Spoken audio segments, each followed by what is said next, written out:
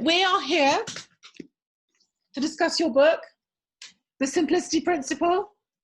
What a gorgeous bit of product placement. What? It's very good, isn't it? Excellent. Can everyone see?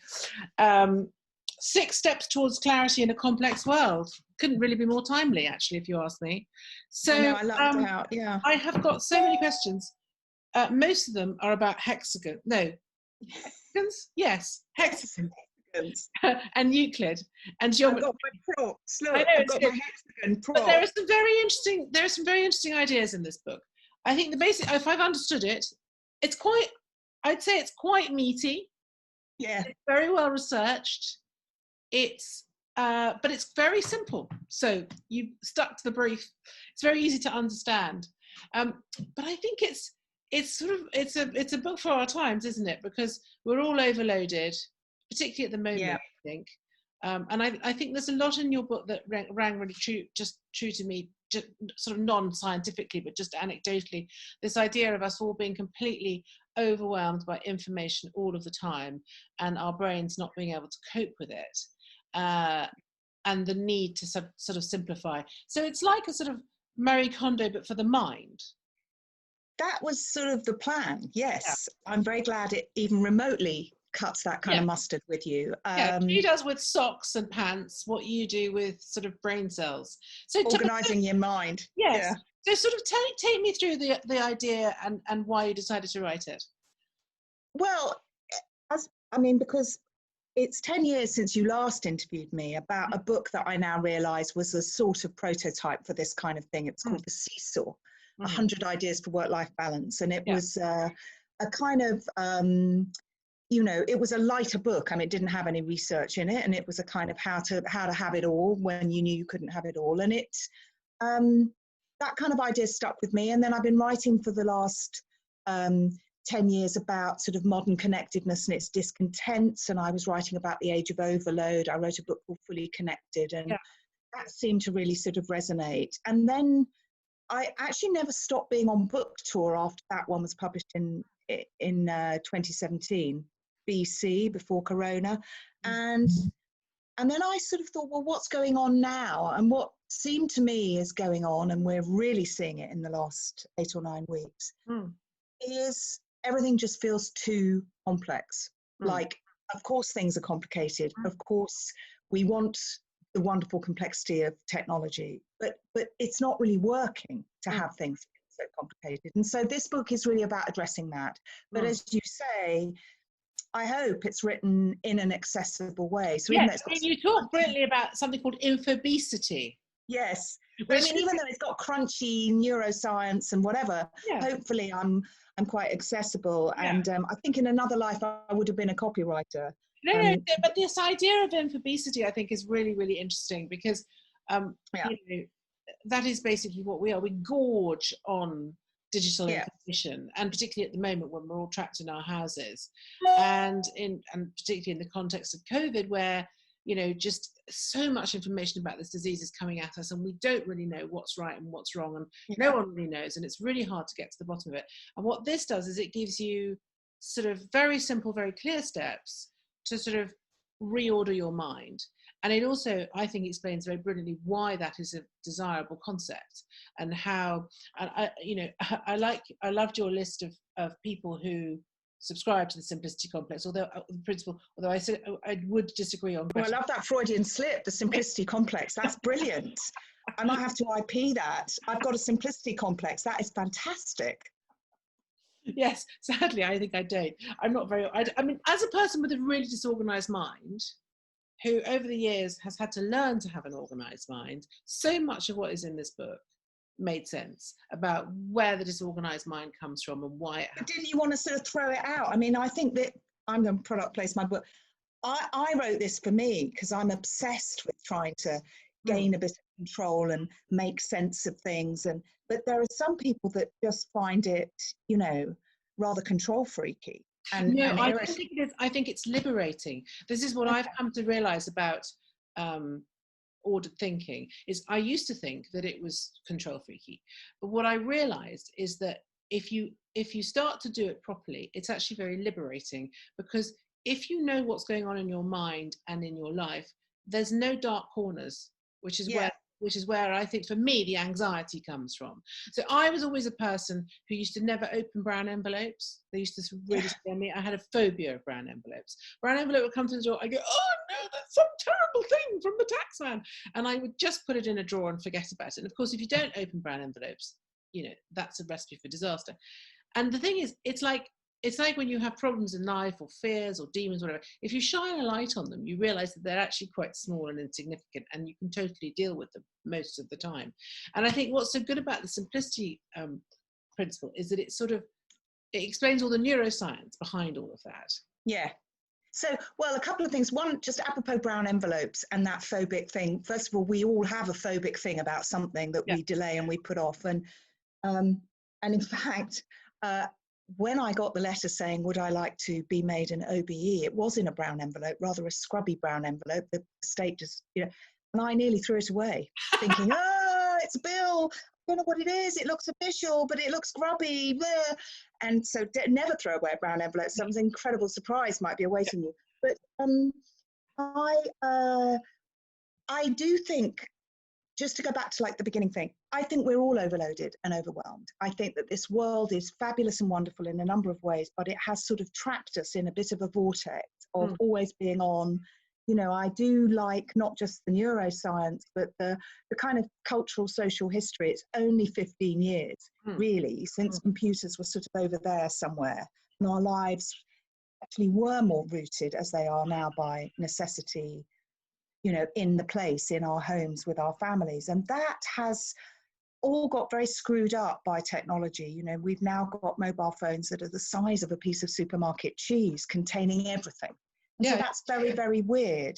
And that's where it connects to the whole neuroscience point, Sarah, because actually the brain is not designed to be flip-flopping the whole time, online, offline, windows within windows, different social feeds. And my favorite bit of research that I came across is a rather wonderful piece of research in California, of course, by a woman called Gloria Marks. And it really shows that you actually have to sort of spend almost a third of an hour regaining your concentration when you've been online. Yeah. So in other words, time just kind of goes like an egg timer. Anyway, I found that really interesting, but also, because we know we're in the middle of a stress epidemic and have been before the coronavirus, this speeded up, scaled up way of being in and out of technology the whole time, it adds to it. It makes it work. Yes, and I think the simplicity.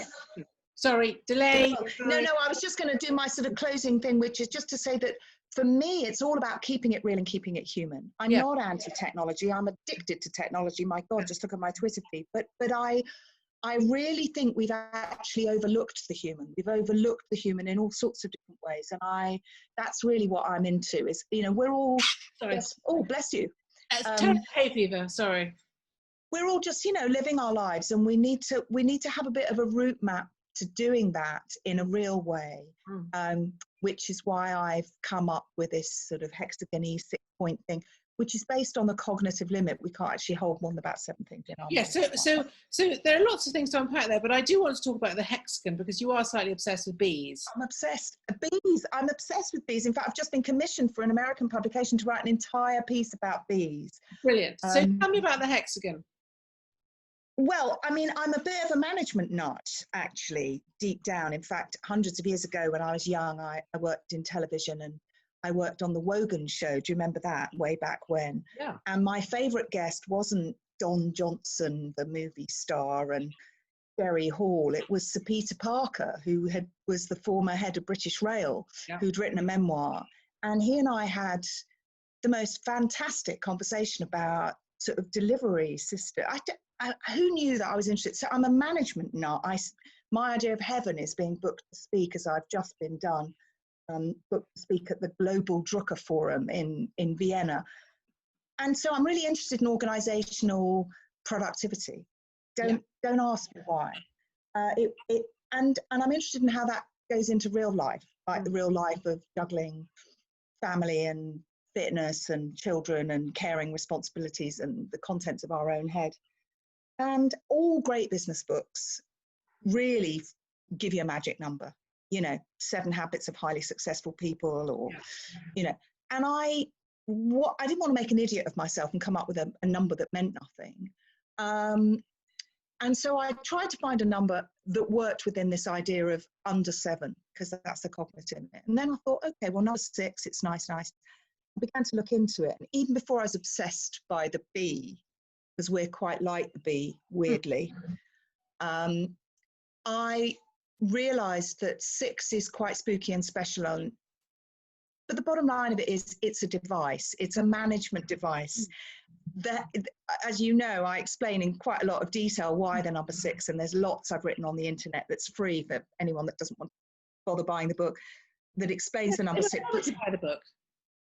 Well, I'd love them to buy the book, but 6 is weirdly a special number. There is a symmetry to 6. It is mathematically perfect. It's actually called the perfect number. And I think it's a really good organizing principle. And 6 is where my bees live, in a hexagonal honeycomb. You talk about something about how 6 is reflected throughout nature. So insects have 6 legs and 6 eyes, and six cells in a braille cell, 6 regions of the brain. I mean, honestly, one doesn't have to be a sort of spooky dooky person. A 6-pack, which obviously I don't have. 6-pack, all of that. But also the hexagon is the most resilient, interesting shape in nature. I mean, pretty much nothing in the natural world happens without the hexagon, the carbon atom. Anyway, don't get me started. I'm neither a scientist nor a mathematician, and yet I've ended up hanging the scaffold of my ideas on this. But it's terribly pleasing. Yes. It's terribly pleasing. Because the point is, if you've got too much to do and your little brain is exploding, and my little brain explodes a lot, I find it incredibly calming to just go, I'm only going to do 6 things. Yes. And I'm only going to figure out what's happening in 6 hours. Yeah. And it actually works. You know, I was my own guinea pig. Yeah, it works very well.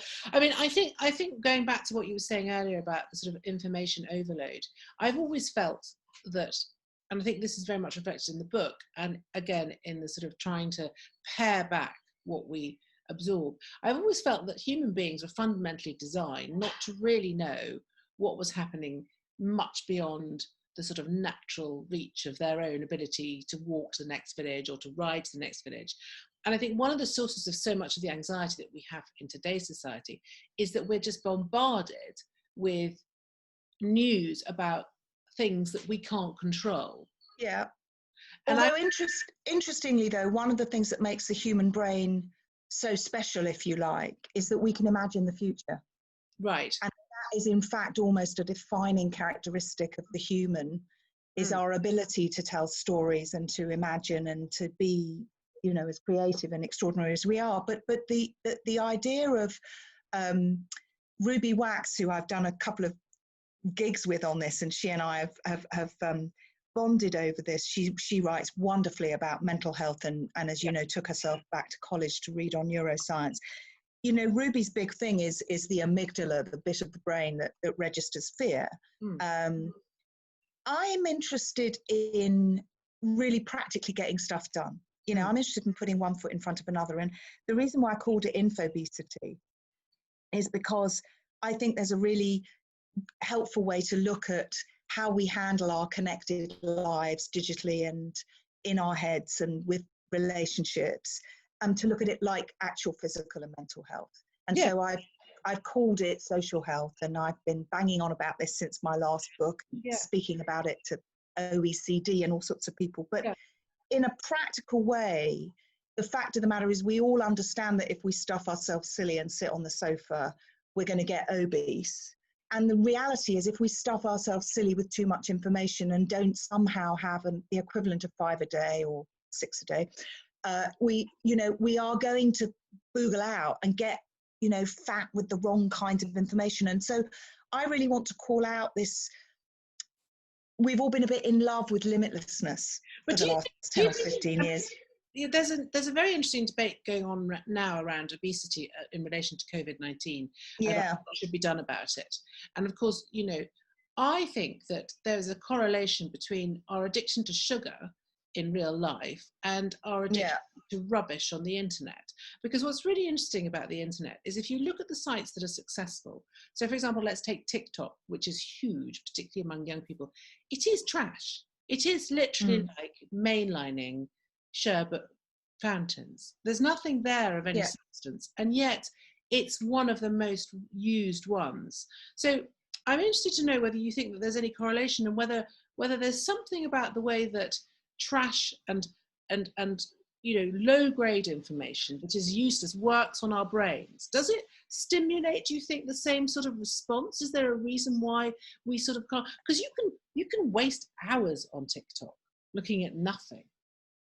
Yes, I mean, I think, look, I don't want to be pious about it, but one person's terrorist is another person's freedom fighter. One person's enriching cultural content is somebody else's trash, right? What I think is a culprit is speed and scale and overload. That's the one that I think, and that comes back to the sort of obesity thing. Quantity does matter as well as quality. You know, I've become quite a fan of intermittent fasting. Yeah, because I sort of, if you have problems with food, which I've always had, which kind of a lot of people have, then it's sort of too complicated to use willpower all the time. It's almost easier. Oh, look, you've got a little dog in the background. Yes, that's Muffin. Getting in on the conversation. Is that Muffin? Yes, it's Muffin. So I suppose what I think is that we've got to develop and devise new workarounds, new ways to cut through the complexity. It is very complicated to navigate and negotiate your way through everything that's on offer, whether that is sugar, whether that is meals all the time. I mean, you talk in the book very interestingly, I think, about too much choice. Yes, I think that choice and I'm very interested in decision fatigue.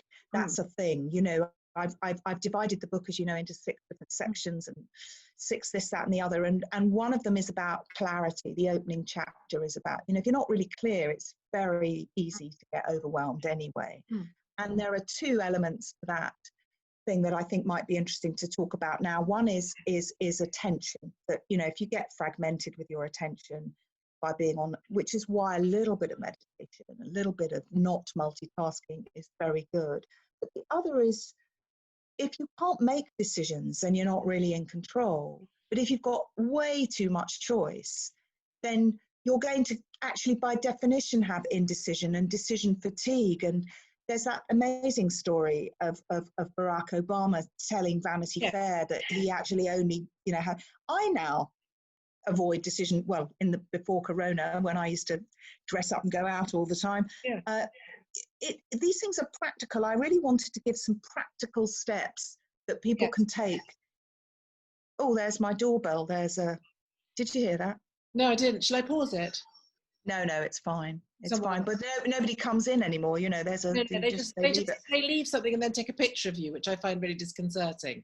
They leave it on the doorstep. No, I thought the story about Barack Obama basically saying, I've decided to wear the same thing every day because I have to make so many decisions in my life that I just don't need to decide which pair of trousers to put on, is very true. And also the thing that you wrote about people presented with a choice of, 10 things, found it much easier to choose what they wanted than people presented. Oh, yes, there's a famous study about jam, and they found that, because I've always hated supermarkets, and I've really always hated department stores. I like boutiques because I find it's overwhelming choice. And they did a study that showed, in fact, that if you present people with, 80 jams, that they're going to buy less than if you present them with 12. I think that people like to have their decisions curated, and that's what's so interesting, I think. And but what's fascinating, the thing that I kept thinking about when I was reading that part was newspapers, because of course what newspapers have always done is they have taken the choice away.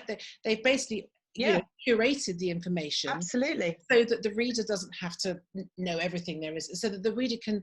And the decline of newspapers in favor of the internet. So what we've taken, we're losing a trusted source where people are helped with their choices and they're minimized so that they're more absorbable, and we're replacing it with a sort of insane sort of absolutely information overload. And I think that is partly why. It's not only a problem because of trust and truth.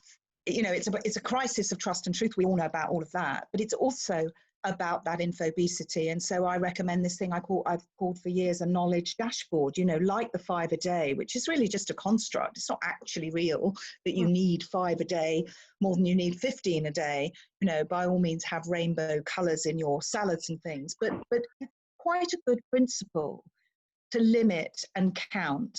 And I think the same could be done with news sources and entertainment sources. And certainly that's what I try and do now. You know, I have my trusted news sources that I have online and offline and entertainment. I have just discovered the tile game in the New York Times. Absolute heaven. And I'm not deeply relaxing. Deeply relaxing. Yeah, so it's I'm trying to, as I say, I was my own guinea pig. Yeah. I was I wanted to feel, be the physician that heals thyself. But were you tempted to do any of the exercises in it? That's the test. I was quite tempted to. I did the quiz. That I love a book with the quiz. The Jackie quiz, although it's a bit more intellectual than the Jackie quiz, but I did that. Not much actually. It was inspired by that kind of quiz. That's not, yeah. And I sort of came out okay, but I think that's partly because, because of the job that I do, so I have to compartmentalize. But it is essentially a compartmentalization, isn't it? That you're advocating. Yes, and minimalism. And it's not rocket science. When David Cameron was Prime Minister, I was always really in awe of the fact that he was able. I mean, he's the only Prime Minister that I've ever really known closely, and I don't know maybe other people, but analogous to Barack Obama. I was always really impressed by the way that he could compartmentalize things brilliantly. He could basically put them in. So so things didn't bleed together. So family didn't bleed into work, and this problem didn't bleed into that problem. So he had boundaries. Boundaries, big word. Exactly. And this is, I think this is what this really is about, boundaries. I think it's why I like the old hexagon with the sides, you see. Exactly. Yes. So you can almost see writing each of your problems along the side, and that's what I did. I visualized. As indeed I recommend. Yes. I mean, it's another reason why, because lots of people use circles endlessly to say, draw out your challenges. But, circles are a bit limitless. And I think we need boundaries. We need to know what to focus on and what to prioritize about. Yes. But I think this idea could apply to lots of things. It doesn't just apply to information. It can apply to childcare. It can apply to housework. It can apply to, looking for a holiday. Do you know what I mean? It also applies to organisations and institutions. I mean, I've been, getting quite stuck in on the debate around bureaucracies and back to my management obsession. I'd like to go into the civil service. And I would like that very much. They need my book. Yeah. I agree completely. And I've been talking to some people are picking up on it actually for exactly that reason. Well, it is really because you get, especially with organisations that are a certain age, or like the BBC, places like that, things that have been around for a long time, they get really complicated. And I think one of the signs of an organisation that's struggling is that its layers are too complex, and there are too many aspects going on. And so something like this, where you just sit down and really, really ask yourself some tough questions and reduce it to this very simple formula, I think is really helpful in principle.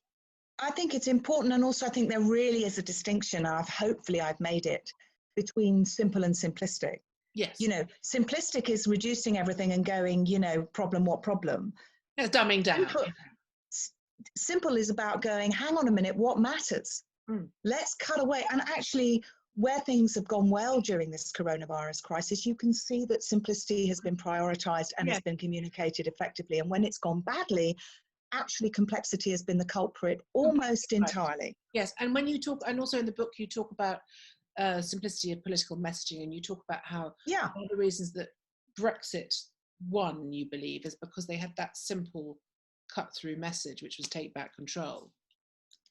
Yes, and because it resonated, and I think that any politics that really tries to sort of be convoluted, people see through that, and they don't like that. So no, I'm a big believer in it. And as I said early on in the book, my inspiration was a wonderful woman, the writer Maya Angelou, who I was her book publicist hundreds of years ago when I was a baby.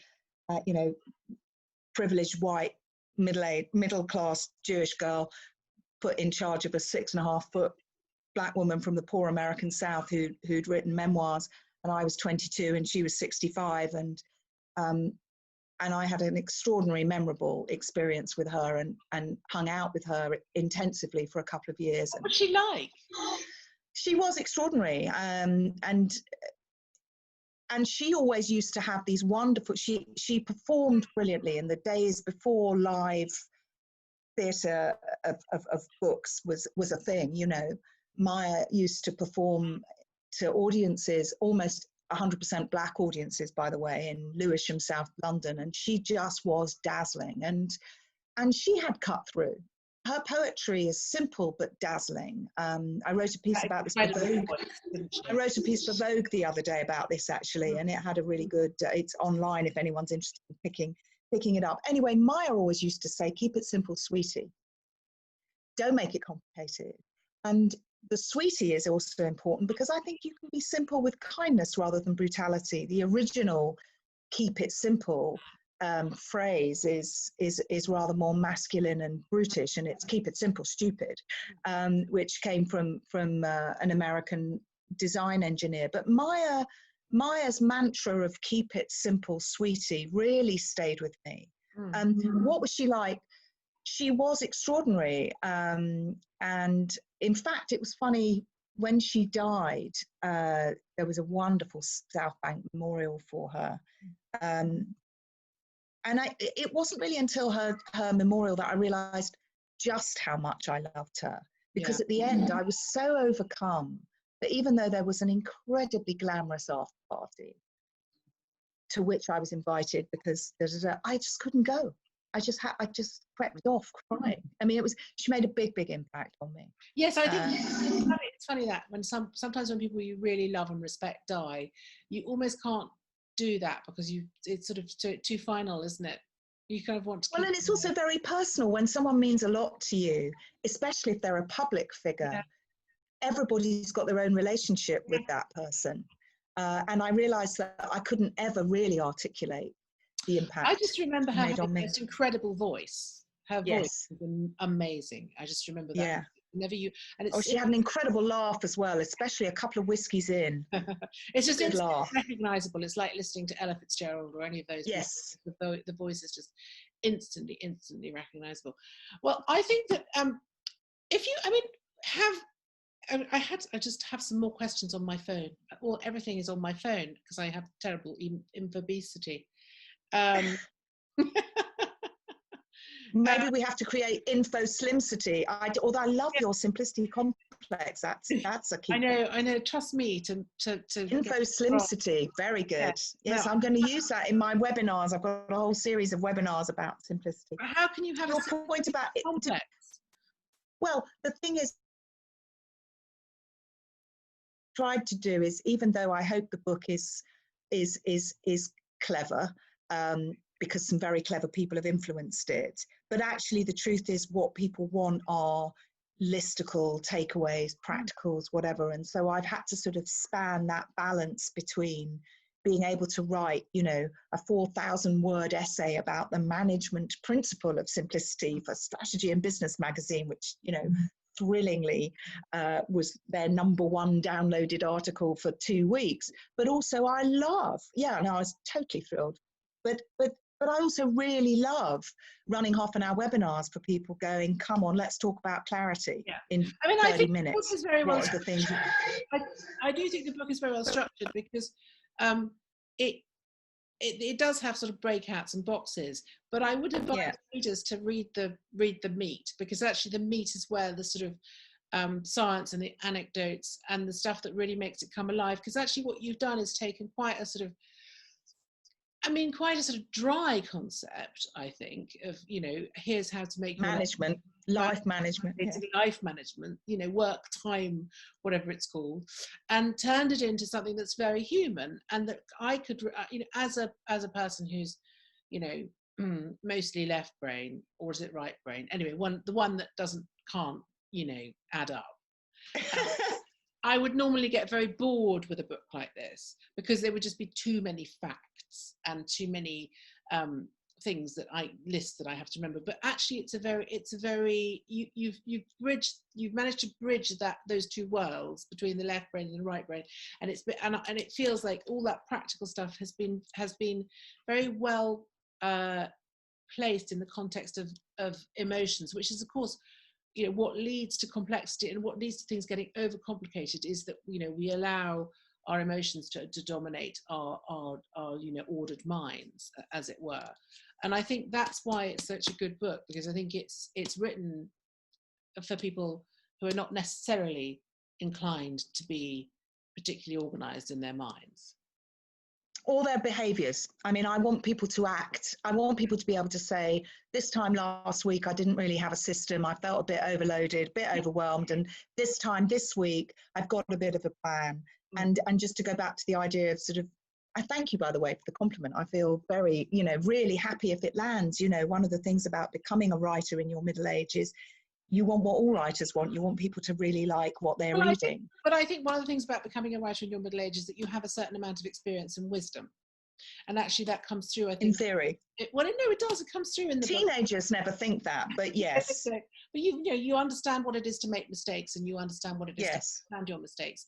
And I think for people currently going through this very sort of complicated and difficult and bemusing time, I think actually sitting down, and I mean, we hear stories a lot about people, you know, reorganizing their houses in lockdown, you know, throwing stuff out, decluttering, simplifying their lives, realizing that actually they don't need 27 manicures a week, and that, you know, they don't have to answer every email, you know, all this. I think this is a real accompaniment to that process, which I think lots of people are going through, which is, you know, really a process of revision as much as, you know, taking stock, you know, sitting down, laying it all out on the table, working out what they need, what they don't need. I think it's very therapeutic, and I think it's partly what's getting us through COVID. And I think this is a real companion to that. So I would really advise people to get it and to read it now, because it doesn't take very long. And, you know, it's got a Jackie quiz in it. I mean, that's it, you see. That dates us, doesn't it?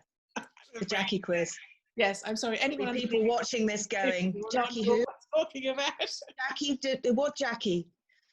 Yeah. No, I'm pleased. Sorry? You managed to get your kids to read it. Oh my God, no, of course not. Although actually my daughter, who's 19, she's my sense checker, partly because she's pitiless in her judgment. And as you know, I feature Arianna Huffington in the book, who's wonderful, and who asked me to be her editor-at-large for Thrive Global, her wellbeing portal, which is good, well worth looking at. And when I met Arianna to talk about it, I was in New York with Anushka, my daughter, and we went to her apartment, and, you know, it was pretty overwhelming. You know, she's Arianna Huffington, and she was basically inviting me in to talk about what I was. I met her once at George Osborne's, and I think she thought I was the most pointless person on the planet. I don't know why. We were with lots of superbly. Well, you know, in social settings, sometimes it can be, you know, quite hit and miss. Anyway, she was dazzlingly lovely and friendly and fabulous, and she was wonderfully attentive to Anushka. And she then said in the course of this conversation, you want to be my editor-at-large for, you know, have a social health section. I think it's so important what you've done. And I was kind of, you know, and I left. And Anushka said to me afterwards, she came out, she went, I think you did very well, Mum. Yeah, well done. I know, they're so funny, aren't they? Thanks for that. Good to know. Yeah, cheers. Good to know. So I do no, my kids and my whole family, of course, are you kidding? They you know, they go, oh, snoring. No, there's a great bit in it where you argue, which I think is quite fun given everything. You argue the advantages of being a snowflake. Let's just yes, I do. I stand up. that was a tough one. It's partly because the old snowflake is hexagonal. So I was trying to, no, look, I think sensitivity and individuality has been a little bit overlooked. I think, going back to your point about emotions, you can't stop being emotional. We're all emotional. And in fact, all of the work that's being done now around behavioural economics and behavioural science, we are guided by our biases and our emotions. And that really means that a lot of us feel a lot more sensitive than we're allowed to be in our lives. Yeah. So if it's not counterintuitive, I actually think you should be a bit snowflakey. It doesn't mean you have to be politically correct. It doesn't mean you have to think that you have a right over somebody else necessarily. But in fact, knowing where you're coming from and what you're about, I really do think that's important. Yes, I think that term snowflake has been quite badly hijacked, hasn't it? Let's be honest.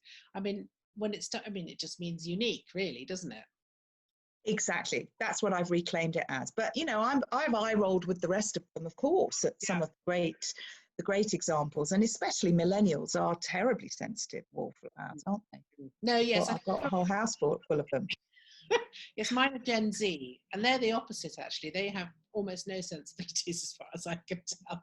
They're sort of a reaction to the sensibilities. But anyway, well, look, I think it's fascinating, and I really, it's been so nice talking to you. And it's been very nice. 10 years on.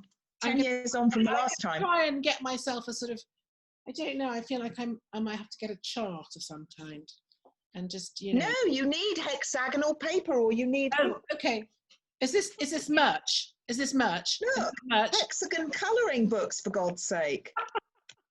Right, hexagon paper, hexagon colouring things. I mean, okay. No. I think you need to start a merchandising line. That is in hand. Simplicityprinciple.info. Very good. Are you kidding? What else does a girl do in lockdown? Start another business. Precisely.